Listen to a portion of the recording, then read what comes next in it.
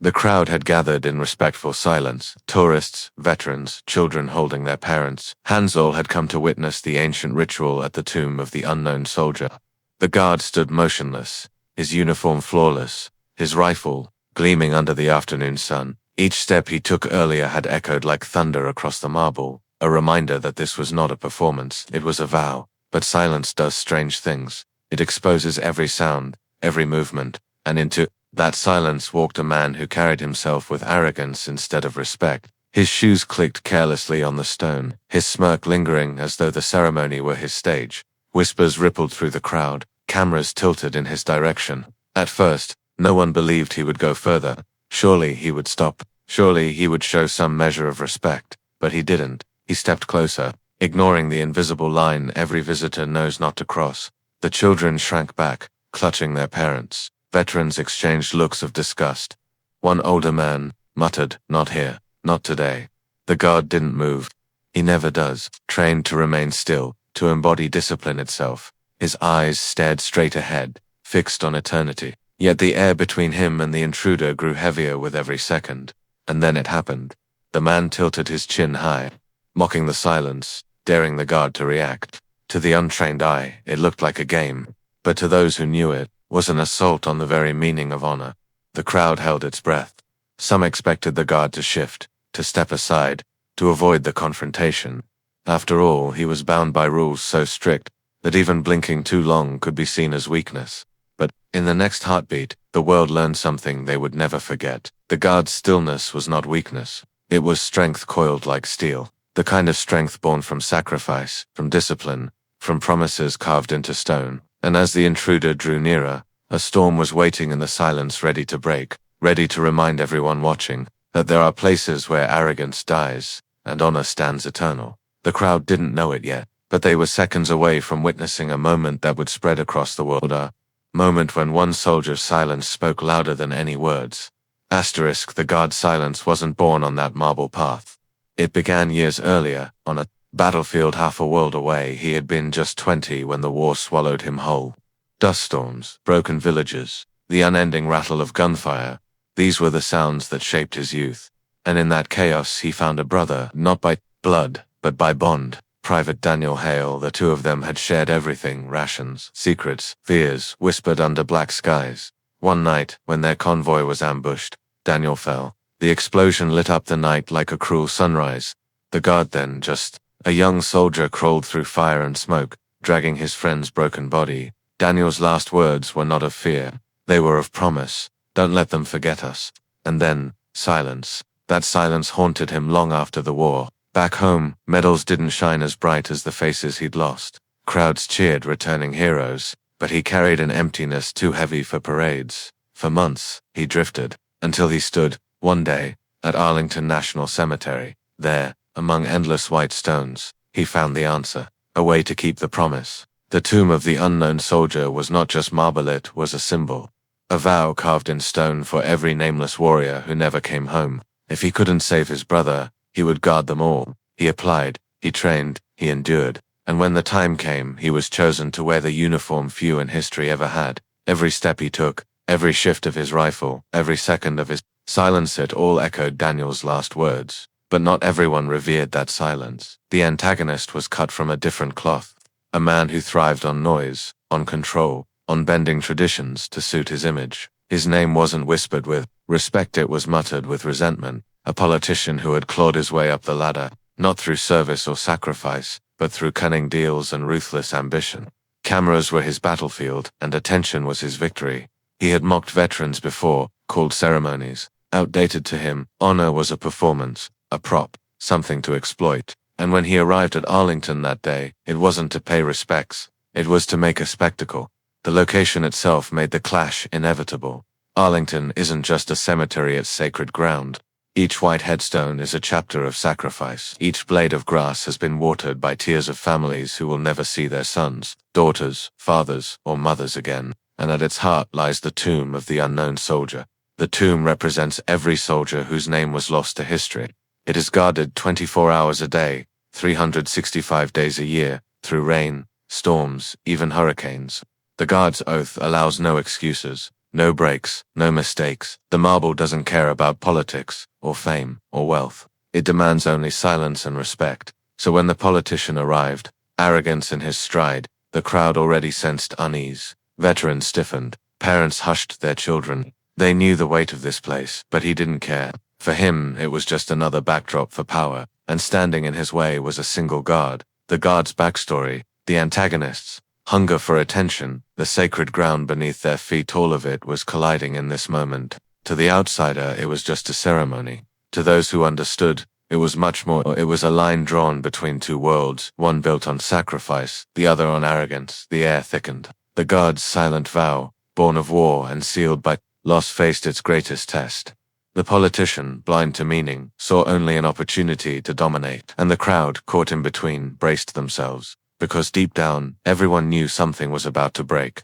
The afternoon sun dipped lower, painting the marble with a golden glow. The crowd stood hushed, aware that something unusual was brewing. The guard remained statuesque, his face fixed, his rifle balanced in perfect discipline, but every second brought the antagonist closer. Every second chipped away at the sacred silence. At first, it was subtle. The politician smirked and adjusted his coat as if the ceremony were a mere inconvenience. He turned toward the spectators, waving as though he were on a campaign trail rather than holy ground. Flashbulbs popped. A few journalists chuckled nervously, their cameras greedily following him. The veterans in the crowd weren't laughing. One man in a wheelchair, his hat decorated with pins from long-forgotten battles, gripped the armrest so tightly his knuckles turned white. He whispered to the woman beside him, "Doesn't he know where he is?" But the politician wasn't finished. He spoke quiet at first, then louder. "A fine tradition," he sneered, his voice dripping with sarcasm. "But surely, in modern times, we don't need men marching back and forth like toy soldiers, do we?" Gasps rippled through the crowd. Parents pressed their children closer. The air felt wrong, heavy, yet the guard did not flinch. His eyes stayed locked forward, as they always had, on the tomb that mattered more than any insult. The silence became unbearable. The louder the politician mocked, the more oppressive the stillness felt.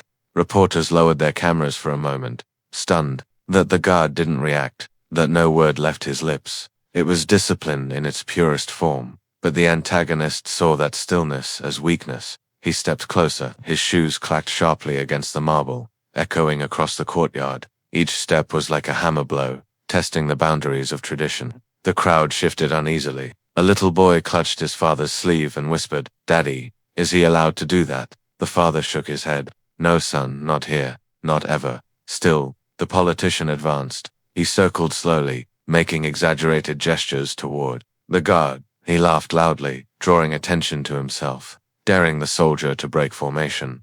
"Look at him," he mocked. "Not even a blink, just a man in costume, pretending to matter." A veteran finally snapped.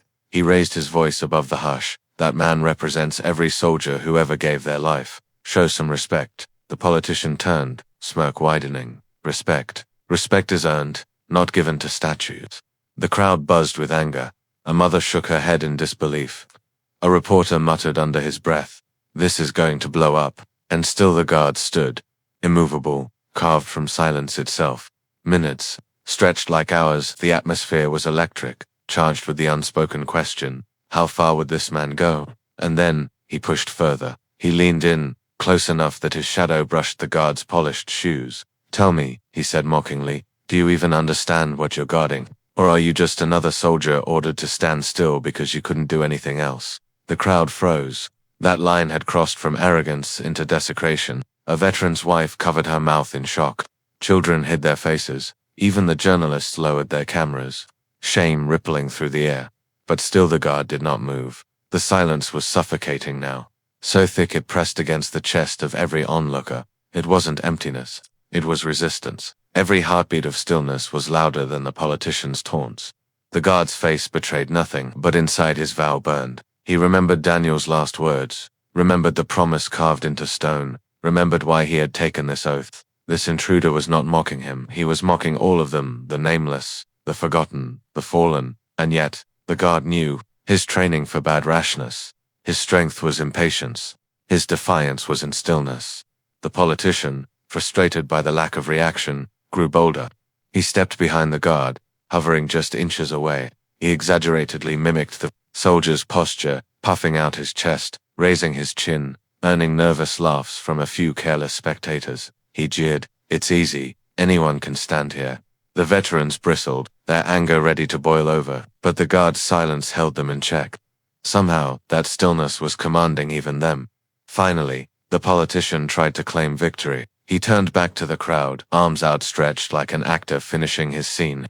"Ladies and gentlemen," he said proudly, "this is nothing more than theater, and I have just proven it." But the crowd wasn't cheering. They weren't clapping instead. The silence deepened. Children clung tighter. Veterans' jaws clenched. The only sound was the faint click of cameras recording every second. The tension had reached its peak. The air was stretched so tight it felt like it would snap. The politician had crossed lines of respect, of decency, of humanity itself. And yet the guard still hadn't moved. Every pair of eyes in the courtyard was locked on him. Would he remain stone forever? Would he let the mockery stain the sacred ground? Or was the silence itself the answer?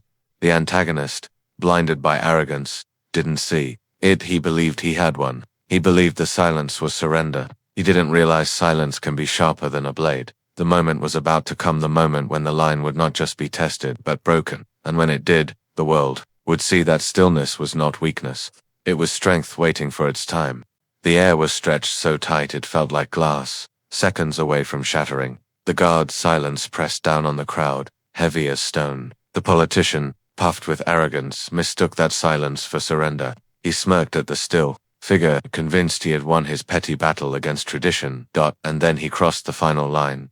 With exaggerated boldness, the man stepped directly into the guard's path. His polished shoes clacked against the marble, stopping just inches from the sacred ground that every visitor knew was off limits. Whispers raced through the crowd. Veterans stiffened. Parents pulled their children closer. One young boy muttered, "He can't go there, can he?" The politician sneered. "What will you do? Say nothing. Stand there like a puppet while I walk wherever I please." And then, in one reckless gesture, he reached out his hand and touched the guard's shoulder. Gasp from the crowd was thunderous. Cameras clicked frantically. A veteran shouted, "Enough." A mother cried, "Stop." For a fraction of a second, the world seemed frozen. The politician's hand lingered arrogantly, as if daring the soldier to move. But then everything changed. The guard came to life. In one swift, precise motion, he shifted his rifle. The ceremonial weapon snapped from resting position to ready stance with a metallic crack that rang across the courtyard like a gunshot. The sound cut through the air,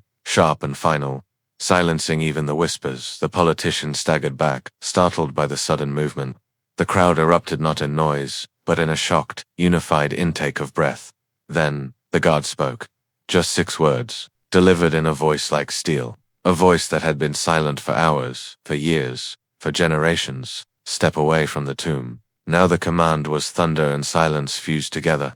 It wasn't shouted. It didn't need to be. It carried the weight of centuries, the authority of every soldier who had ever stood that ground. The politician's smirk faltered. He opened his mouth as if to reply, but no words came.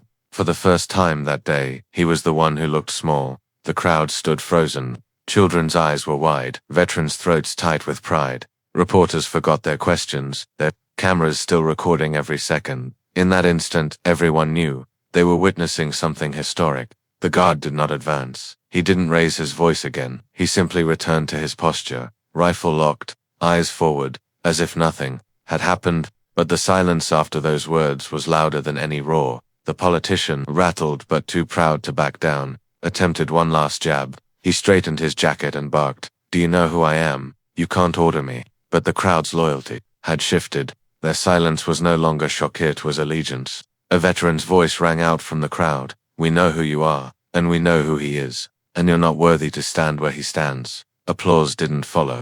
Not yet. The stillness remained. But it wasn't the politicians anymore.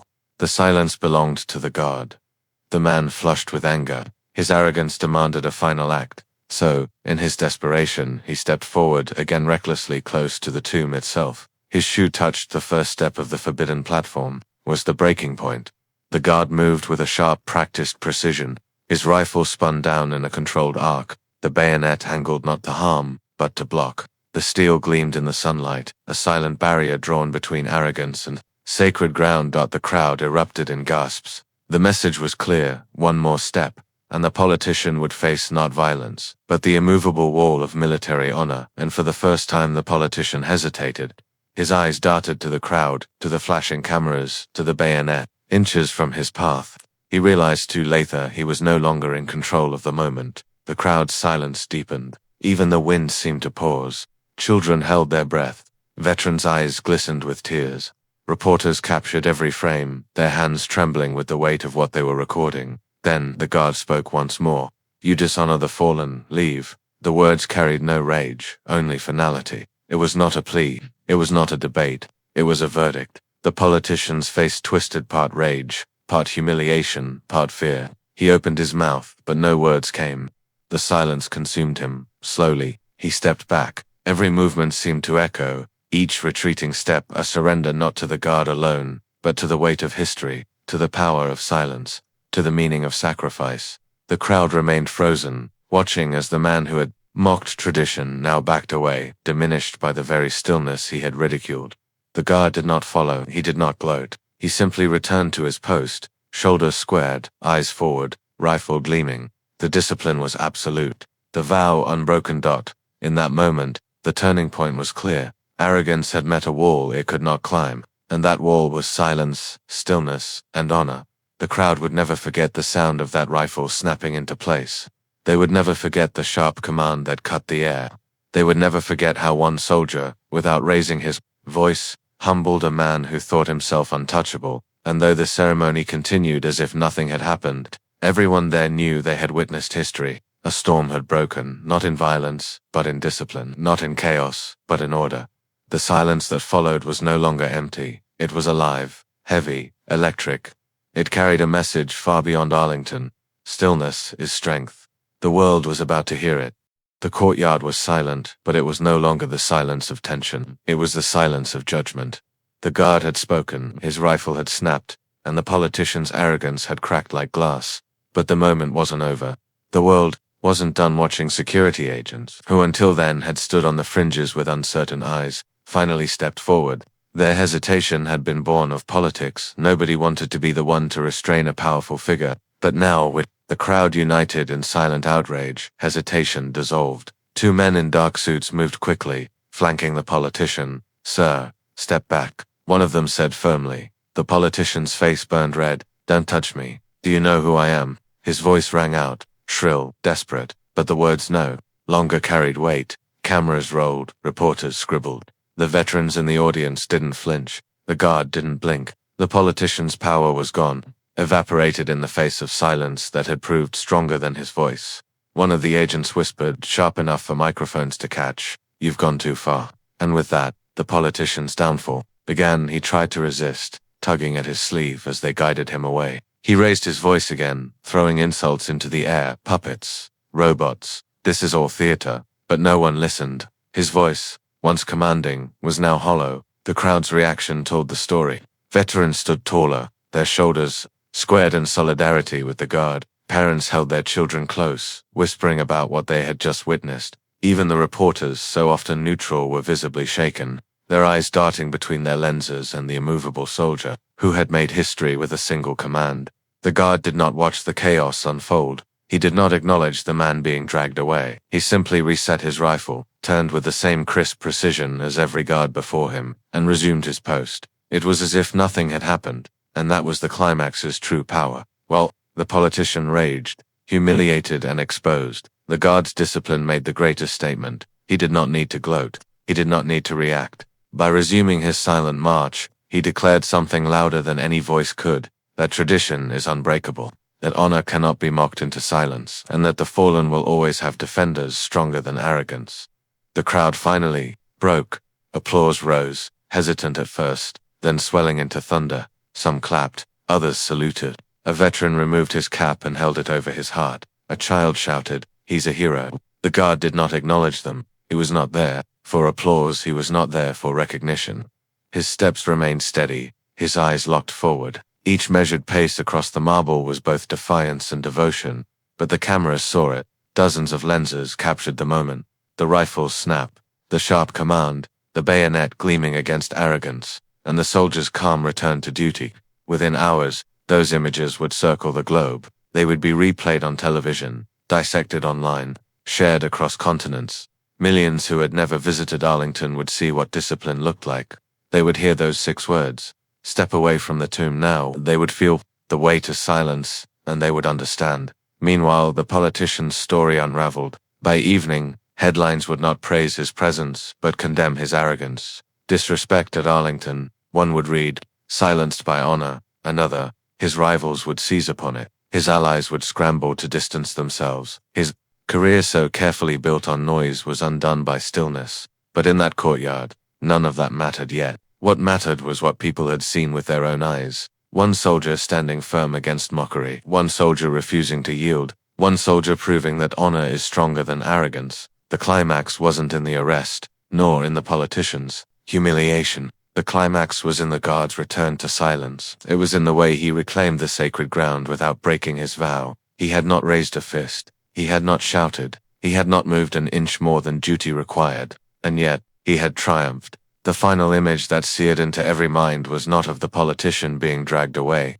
It was of the guard, back in position, rifle at his side, pacing with the same flawless rhythm that had echoed for decades. That, as if to say, this place is eternal. You are not. The applause eventually faded into quiet respect. The crowd lowered their voices, the children stilled.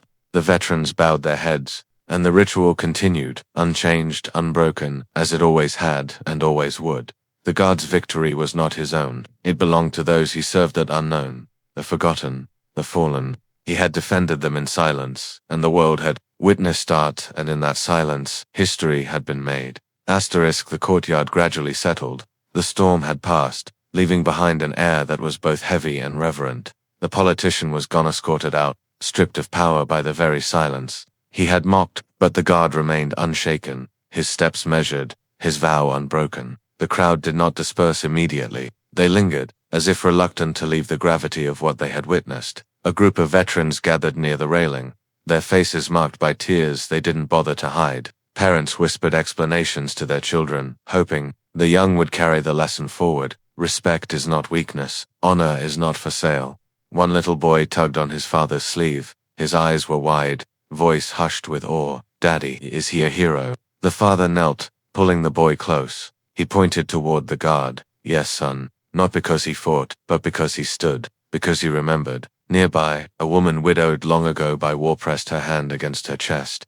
her eyes fixed on the soldier. She did not clap. She did not speak. She simply let her tears fall, each one a prayer of gratitude for the stillness that had defended the memory of her husband and countless others. As the ceremony concluded, a colonel approached. His uniform bore rows of ribbons, his posture as rigid as the guard's. For a long moment, he stood silently beside the sentinel, his presence an unspoken acknowledgement. Then, in a gesture that carried more weight than any medal, he raised his hand in a slow, deliberate salute. The crowd fell completely silent again. The guard did not move, did not nod, did not acknowledge the colonel. That was not his duty. But, deep within, where memory and promise burned, he felt the salute like a brother's hand on his shoulder when the last echoes of footsteps faded and the crowd finally began to drift away. The guard's thoughts turned inward. His face never betrayed it, but inside, a reel of memory played. Daniel's voice, the explosion, the vow whispered under a blackened sky. Don't let them forget us.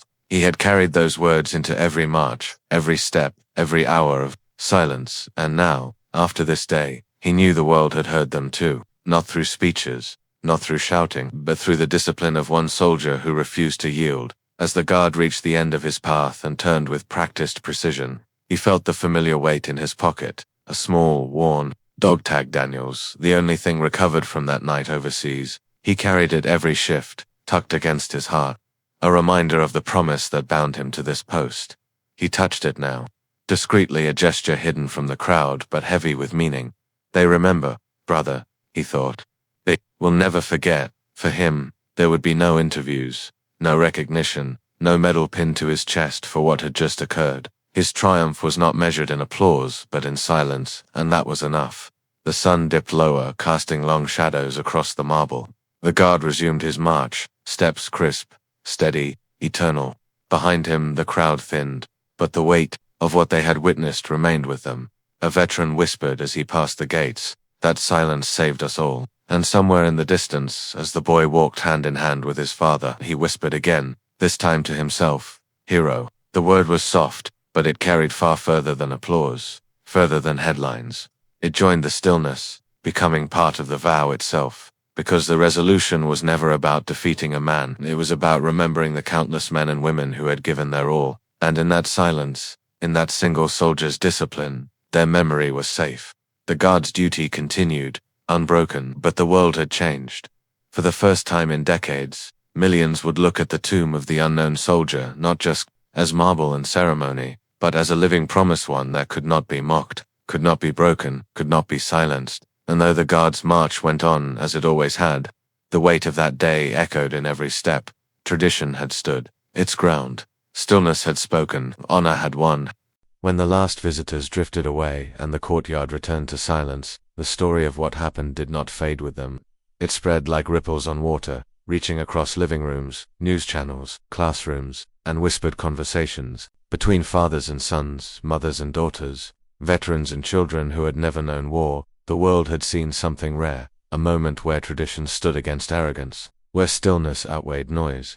No speeches were given, no fists were raised, no dramatic outbursts were needed. One guard, by doing nothing more than what his oath required, had spoken louder than any politician ever could, and that is where the lesson lies. In an age when people are taught to shout louder to be heard, when insults are mistaken for strength, and when respect is too often dismissed as weakness, the guard showed another way. He showed that silence can be louder than shouting, that discipline can outlast power, that honor is not a relic of the past, but a shield strong enough to face the present. The politician tried to bend tradition for his own gain, to make a mockery of something sacred. But he failed, not because the guard fought him, not because the crowd shouted him down, but because honor stood its ground and refused to move. There's something eternal about that image, a lone soldier, unflinching, unyielding, standing before the weight of disrespect and reminding the world, some things are not for sale, some promises cannot be broken. Think of the widow who stood that day, her tears falling for the husband she lost long ago. For her, the guard's silence was not just discipline, it was a defense of memory. It was proof that her husband's sacrifice, and the sacrifices of thousands more, would never be forgotten. Think of the child who whispered hero. That boy may not remember the politician's face, but he will remember the soldier who stood tall, who carried the weight of generations without speaking a single word. And when that boy grows, when he teaches his children, the story will live again. Tradition is often mocked by those who do not understand it, but tradition is not chains. It is roots. Roots that anchor us when the storms of arrogance, corruption, or mockery try to tear us apart. The guard showed us that strength is not always in movement, but in stillness, not in aggression, but in resolve.